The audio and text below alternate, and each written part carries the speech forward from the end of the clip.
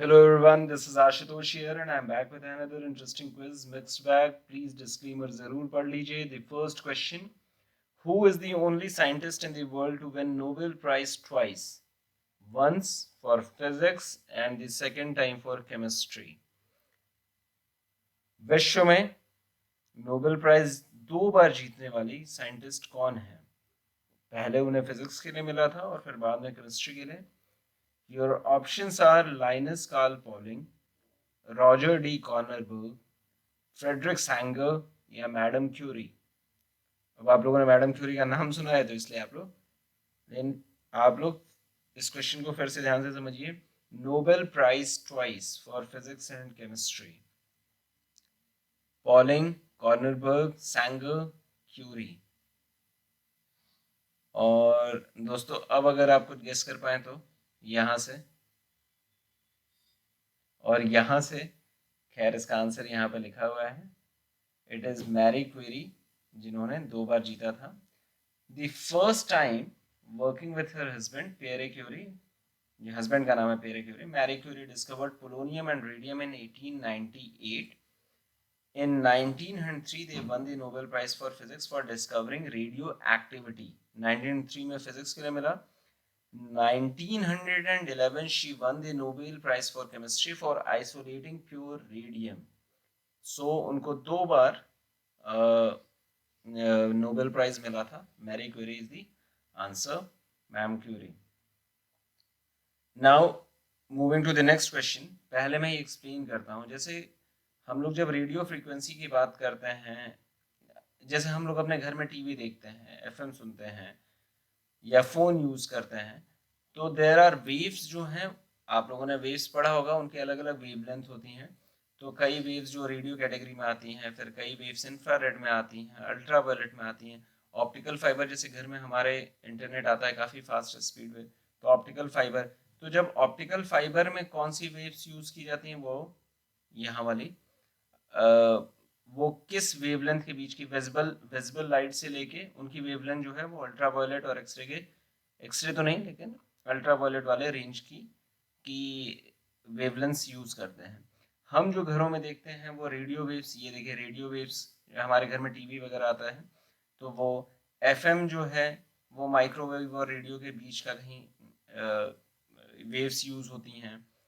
Cellular phone जो हम use करते हैं वो रेडियो वेव्स सैटेलाइट्स के थ्रू आता है. तो अलग अलग डिवाइसेस जो हम इलेक्ट्रॉनिक डिवाइसेस यूज़ करते हैं वो अलग अलग तरीके की वेवलेंथ के वेव्स यूज़ करते हैं. आप लोगों ने पढ़ा होगा कि हमारे अलग अलग वेव्स हैं जिनका अलग अलग फ्रीक्वेंसी और वेवलेंथ होती है, और उनका क्लासिफिकेशन भी आप लोगों ने पढ़ा होगा. Cosmic wave, gamma rays, ultraviolet rays, infrared rays, microwave waves, radio waves. तो ये अभी जो पिक्चर था ये आपको एक्सप्लेन करने का कॉन्सेप्ट था कि जो वेव्स होती हैं अलग अलग उनके यूसेज होते हैं डिपेंडिंग ऑन देयर बैंडविड्थ.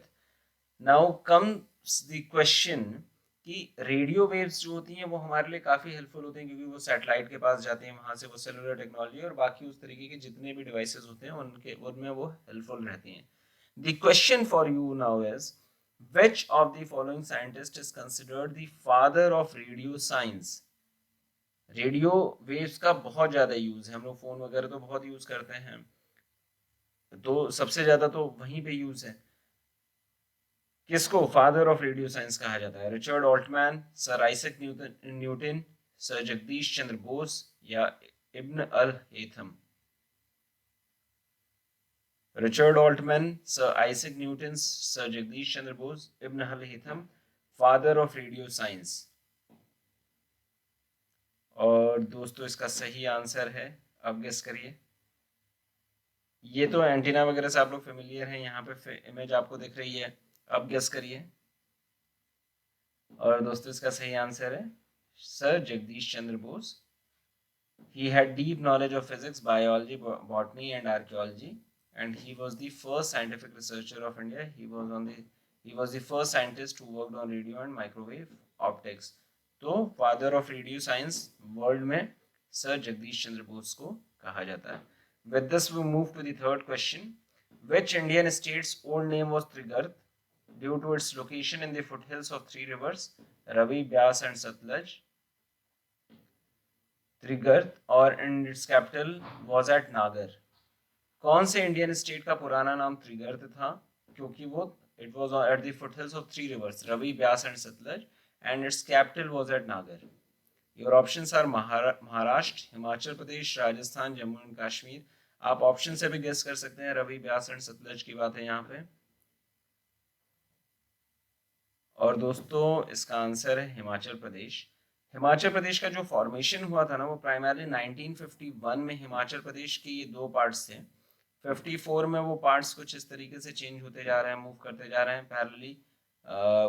देखिए आप अपने पार्ट्स बनते जा रहे हैं। पंजाब, दिल्ली और हिमाचल प्रदेश का कॉम्बिनेशन 1956 के मैप में आप देखेंगे, और हिमाचल प्रदेश 1966 में अलग से हो गया, फिर हरियाणा भी बन गया और चंडीगढ़ यहाँ पे इस्टेब्लिश कर दिया गया था। तो पंजाब से कैसे हिमाचल प्रदेश सेपरेट हुआ था, ये इस पिक्चर के थ्रू दर्शाया गया है।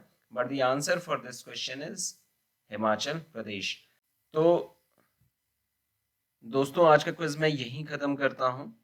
मैं उम्मीद करता हूँ कि आप लोग नया कुछ सीख रहे हैं। I will be coming back with the next set of questions pretty quickly. Thank you for watching this. Keep learning, keep growing. Thank you so much. Thank you.